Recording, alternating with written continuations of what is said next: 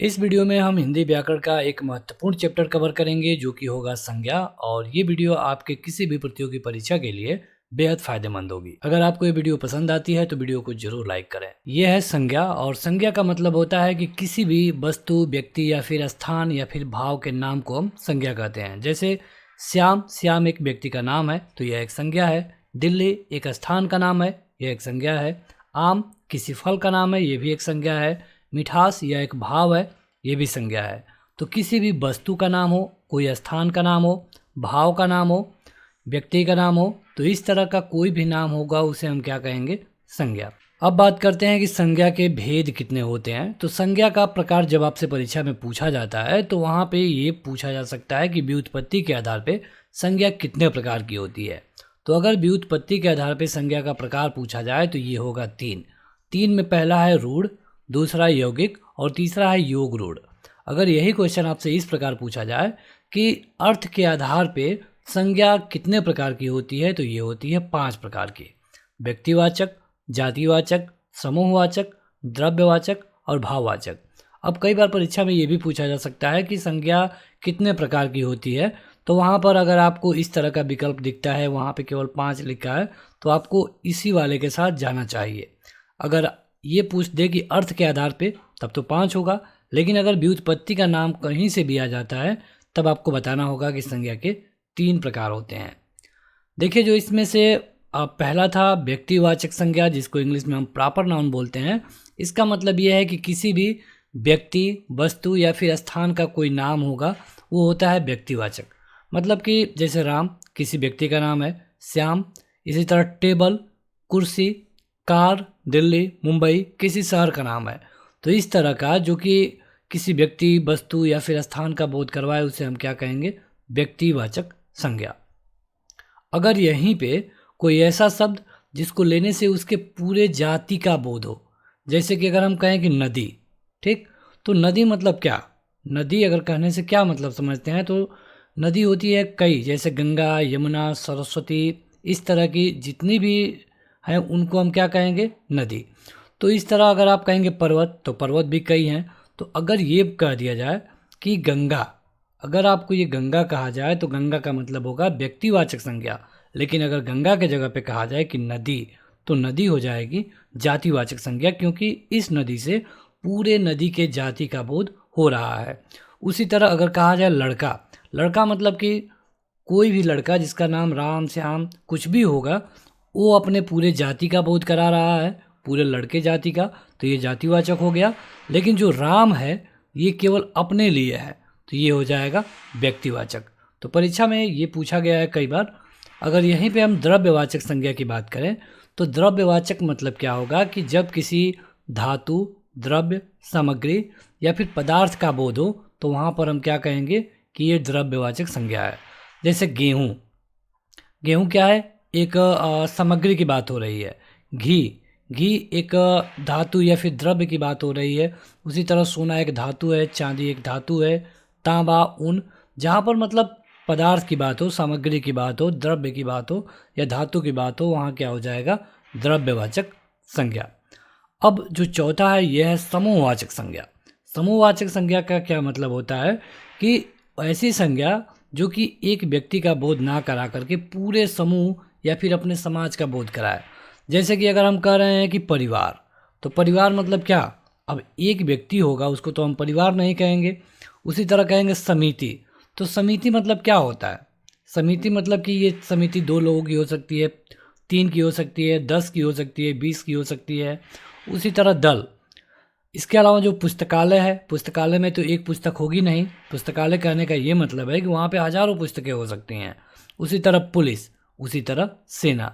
तो जहाँ कोई ऐसा नाम आ जाए जिसको सुनने के बाद आपको ये लगे कि यहाँ पर तो पूरा एक समूह है, तो वो क्या होगा? समूहवाचक संज्ञा। इसको इंग्लिश में हम कलेक्टिव नाउन भी बोलते हैं। 5वां है भाववाचक संज्ञा। तो भाववाचक संज्ञा का ये मतलब होता है कि जहाँ पर किसी तरह का कोई भाव आपको देखने को मिले। जैसे कि मिठास, मिठास अब ये कोई व्यक्ति नहीं है, कोई वस्तु नहीं है, कोई स्थान नहीं है, लेकिन यह एक भाव है, और जब ये भाव है तो ये हो जाएगा भाववाचक संज्ञा। क्रोध, हर्ष, यौवन, बालपन, मोटापा, ठीक, तो ये हो जाएगा आपका भाववाचक संज्ञा। अब कई बार आपसे पेपर में ये पूछा जाता है कि आपको एक संज्ञा दे दी गई है और उसका भाववाचक संज्ञा आपको बनाना है। जैसे दे दिया गया है पुरुष, तो पुरुष का भाववाचक संज्ञा क्या होगा? पुरुषत्व। नारी, नारी का भाववाचक संज्ञा क्या होगा? नारीत्व। मित्र, मित्र का होगा मित्रता। पशु का क्या होता है? पशुत्व। अब जो सर्वनाम होता है, सर्वनाम में भी जो सर्वनाम वाले शब्द होते हैं उनको भाववाचक संज्ञा बनाया जा सकता है। कैसे? यहाँ पर हम उन्हीं शब्दों को ले रहे हैं जो कि कई बार आपसे परीक्षा में पूछे गए हैं। तो जैसे निज है, निज मतलब सर्वनाम होता है, निज मतलब कि अपना होता है, यह एक सर्वनाम है। तो निज का अगर हम भाववाचक संज्ञा बनाए तो ये हो जाएगा निजत्व। सर्व का सर्वस्व, पराया का परायापन, मम का ममत्व। तो परीक्षा में कई बार ये पूछा जाता है कि आप सुंदर का भाववाचक संज्ञा बताइए। सुंदर का भाववाचक संज्ञा क्या होगा? तो सुंदर का हो जाएगा सुंदरता। जहाँ किसी के भाव की पता चले उसको हम भाववाचक संज्ञा कहते हैं। जैसे वीर, वीर का भाववाचक बनाना है आपको तो वीरता। मीठा का मिठास, मधुर का तो ये हो जाएगा मधुरता। अब मीठा क्या है? अगर आप इसे देखेंगे तो ये एक विशेषण है, किसी की विशेषता बता रहा है, लेकिन इसका जब भाववाचक आप बनाएंगे तो ये हो जाएगा मिठास। उसी तरह अव्यय से भाववाचक संज्ञा का निर्माण कैसे होगा? तो निकट का हो जाएगा निकटता, थकान का थकावट, हंसी का हंसना, लेख का लिखना। संज्ञा का पद परिचय। तो यहाँ पे देखिए जो संज्ञा है ये जो एक पूरे वाक्य में आता है, इसको अलग अलग क्या क्या हो सकता है वो यहाँ पे बताया गया है। जैसे राम ने रावण को बाण से मारा। अब यहाँ पे राम क्या है? तो राम है एक संज्ञा, ठीक। अब संज्ञा में एक कैसा संज्ञा है?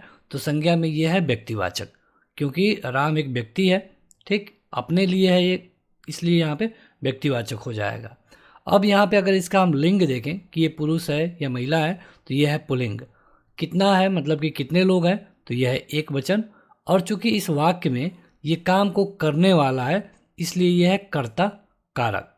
उसी तरह अगर हम रावण को देखें तो रावण भी एक संज्ञा है क्योंकि यह एक नाम है।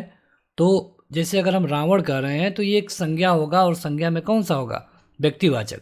लेकिन अगर हम राक्षस कह दें तो राक्षस क्या होगा? राक्षस हो जाएगा जातिवाचक। क्यों? क्योंकि जो एक राक्षस है, राक्षस का मतलब कि ये पूरे राक्षस जाति के बारे में, अब उसमें जो सारे राक्षस होंगे सब आ जाएंगे, पूरी जाति आ जाएगी। लेकिन अगर हम रावण की बात करें या फिर किसी मेघनाथ की बात करें या फिर किसी भी व्यक्ति विशेष के बारे में बात करें तो ये हो जाएगा व्यक्तिवाचक। तो यहाँ पे देख लेते हैं, इसका लिंग है पुल्लिंग और ये अभी एक वचन है और चूँकि काम इस पे हो रहा है यानी कि ये हो जाएगा कर्मकारक। अब हम बाण की बात करते हैं, जिससे उन्होंने मारा ये बाण, तो बाण हो जाएगा ये विसंज्ञा, यह एक व्यक्तिवाचक है, पुल्लिंग है, एक वचन है और करण कारक है। करण कारक क्यों है? क्योंकि इसके द्वारा किया गया है। तो यहाँ पे आपने देखा राम, रावण और बाण के बारे में। अब यहाँ पे देख लीजिए एक क्वेश्चन कि निम्नलिखित में से संज्ञा शब्द का चयन करना है आपको। इसमें संज्ञा कौन है? स्वाभिमानी, स्वार्थी, लोभी या फिर भूगोल। तो यहाँ पे आपका सही उत्तर क्या हो जाएगा? भूगोल। अगला क्वेश्चन है कि अर्थ के विचार से संज्ञा के कितने प्रकार होते हैं। देखिए हमने स्टार्टिंग में ही बताया कि अगर ये व्युत्पत्ति के आधार पे पूछे तो आपको 3 बताना होगा, लेकिन अगर अर्थ के आधार पे पूछे तो आपका जो उत्तर होगा ये हो जाएगा 5। अगर आपसे परीक्षा में केवल ये पूछ लिया जाए कि संज्ञा के कितने प्रकार होते हैं तो आपको अपना उत्तर 5 बताना होगा। इनमें से जातिवाचक संज्ञा कौन है? मोहन, तो मोहन क्या हो जाएगा? यहाँ पर किसी व्यक्ति के बारे में बात हुई है तो ये व्यक्तिवाचक हो जाएगा। नदी, नदी हो जाएगा जातिवाचक। अगर यहीं पे यहाँ पर यमुना होता तो यमुना हो जाता है व्यक्तिवाचक, लेकिन नदी क्या है? जातिवाचक संज्ञा। कसना की भाववाचक संज्ञा क्या होगी? कसना की भाववाचक संज्ञा मतलब वहाँ का भाव बताना है आपको। जैसे हम एक एक शब्द का भाववाचक बता रहे थे तो कसना का हो जाएगा कसावट। जिस संज्ञा शब्द से किसी विशेष व्यक्ति, स्थान या फिर वस्तु के नाम का बोध हो उसे हम क्या कहेंगे? जिस संज्ञा शब्द से किसी व्यक्ति विशेष के नाम या फिर वस्तु के नाम का बोध हो उसे हम क्या कहेंगे? आपके ऑप्शन है व्यक्तिवाचक, जातिवाचक, भाववाचक। तो आपको अपना उत्तर इन्हीं में से कमेंट करके बताना होगा। फिलहाल इस वीडियो में इतना है। अगर आपको ये वीडियो पसंद आती है तो वीडियो को जरूर लाइक करें।